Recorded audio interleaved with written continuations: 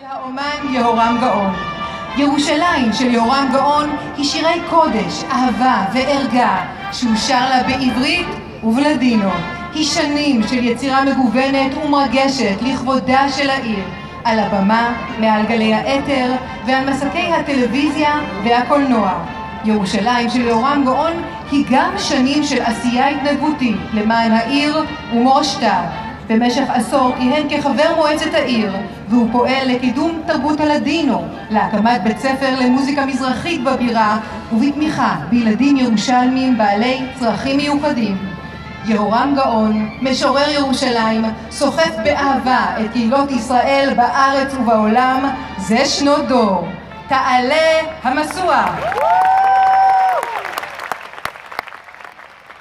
אני יהורם בן שרה לבית חכים וחוקר יהדות המזרח, המורה משה דוד גאון, זיכרונם לברכה, בן ירושלים, נכד למקובל רבי דוד גאון, הטמון בהר הזיתים אל מול שער הרחמים, ונצר לבן משפחת גאון שהועלה על מוקד האינקוויזיציה בעיר טולדו אשר בספרד, ושם ירושלים על שפתותיו, מנוחתם כבוד.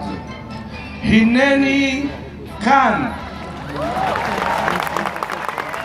לנצח נצחים, מדליק משואה זו לכבוד ירושלים אהבתי הגדולה, הממלאה את חדרי ליבי ונשמתי, לכבוד הרוח הקדושה הנושבת בירושלים אל כל קצווי תבל ומרעידה לבבות בהמיה וכיסופים, לכבוד המשוררים שבכל דור ודור שרו לירושלים תפילה והתפללו לה שירה, ממעמקים, ממחשקי גלות ומצוקת שבי, עד השיבם אותנו בערגתם הזועקת בחזרה אל עיר עוטפת אור.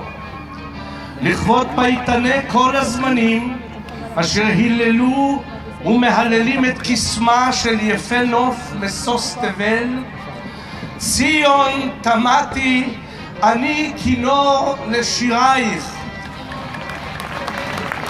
ולתפארת מדינת ישראל.